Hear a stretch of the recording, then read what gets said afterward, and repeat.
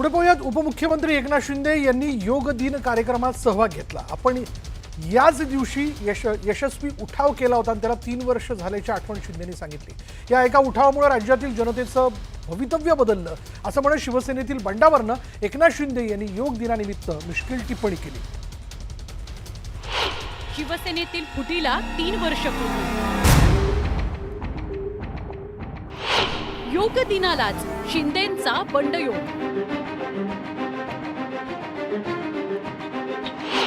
उठावावरून शिंदेंचे ठाकरेंना चिमटे। ये योगा उस दिन मैंने भी किया था और वो मैराथन योगा था। योग दिनी शिंदे ठाकरेंमध्ये टोमणे योग। जागतिक योग दिनानिमित्त शनिवारी देशभरात भल्या पहाटेपासूनच देशवासीय योग अभ्यास करताना दिसले। उपमुख्यमंत्री एकनाथ शिंदेंनी शनिवारी योग दिन साजरा केला, पण यावेळी त्यांनी 3 वर्षांपूर्वी आजच्या योग दिनाला जुळवून आणलेल्या बंड योगाच्या आठवणींनाही उजाळा दिला। योग दिनाच्या कार्यक्रमात एकनाथ शिंदेंनी उठावावरून उद्धव ठाकरेंसह विरोधकांवर टोमण्यांचा योग साधला। ये योगा उस दिन मैंने भी किया था और वो मैराथन योगा था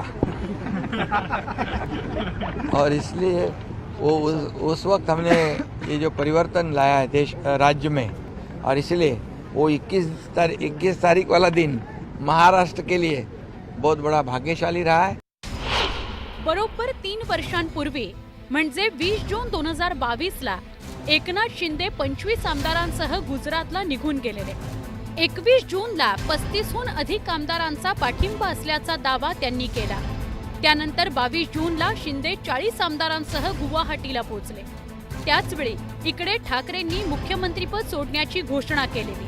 23 जून 2022 ला गुवाहाटीतच 37 आमदारांनी शिंदे यांची शिवसेना विधिमंडळ पक्षनेतेपदी निवड केली। 24 जूनला ठाकरेंनी शिवसेनेच्या बंडखोर आमदारांविरोधात याचिका दाखल केली, ज्यात 16 आमदारांना अपात्र ठरवण्याची मागणी करण्यात आली। 26 जूनला उपाध्यक्ष झिरवळांविरोधातील अविश्वास ठराव फेटाळल्याप्रकरणी शिंदेंनी सर्वोच्च न्यायालयात धाव घेतलेली। 27 जूनला सर्वोच्च न्यायालयानं 11 जुलैची तारीख देत उपाध्यक्षांना अविश्वास प्रस्तावाबाबत प्रतिज्ञापत्र सादर करण्याचे निर्देश दिले। एकीकडे कोर्टात प्रकरण पोहोचलं, दुसरीकडे 28 जून 2022 ला भाजप आणि शिंदेंमध्ये मंत्रिपदावरून बैठक झाली। 29 जूनला देवेंद्र फडणवीसांनी भाजप शिष्टमंडळासह राज्यपालांची भेट घेऊन फ्लॉर टेस्टची मागणी केली, ज्यानंतर सर्वोच्च न्यायालयानं 30 जूनला सरकारला विश्वासमत घेण्याचे आदेश दिले। उद्धव ठाकरेंनी राजीनामा दिला। ठाकरे पायउतार झाल्यावर 30 जूनला एकनाथ शिंदेंनी महाराष्ट्राच्या मुख्यमंत्रीपदाची शपथ घेतली। मला वाटतं खूप महत्त्वाचं आहे की ज्याच्यासाठी हा उठाव केला होता तो आज लोकांनी देखील ते स्वीकारलं।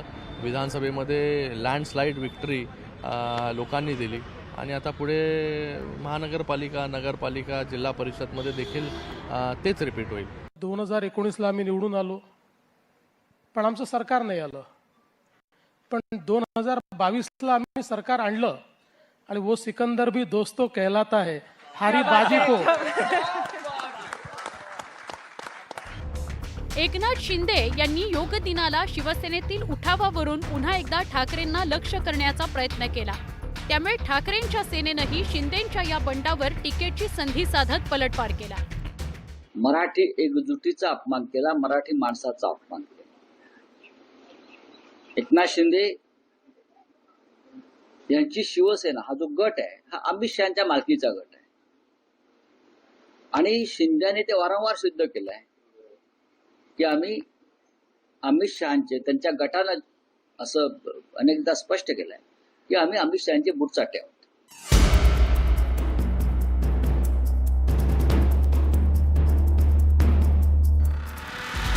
एकनाथ शिंदेंनी केलेल्या बंडानं मागच्या 3 वर्षात महाराष्ट्रातील राजकारणात मोठी उलथापालथ झाली। एकनाथ शिंदेंच्या बंडानं महाविकास आघाडीच्या सत्तेला सुरुंग लावला।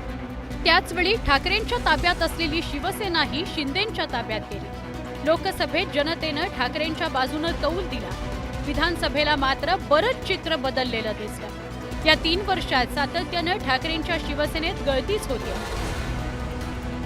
आधी आमदार, नंतर खासदार, आता नगरसेवकही ठाकरेंची साथ सोडतायत, शिंदेंना हात देतायत. त्यामुळे 3 वर्षांचा विचार करत शिंदेंचा बंड त्यांच्यासाठी आणि त्यांच्यासोबत आलेल्या आमदारांसाठी काहीसा फायदेशीर ठरल्याचं चित्र आहे. शरद जाधव, न्यूज 18 लोकमत, मुंबई.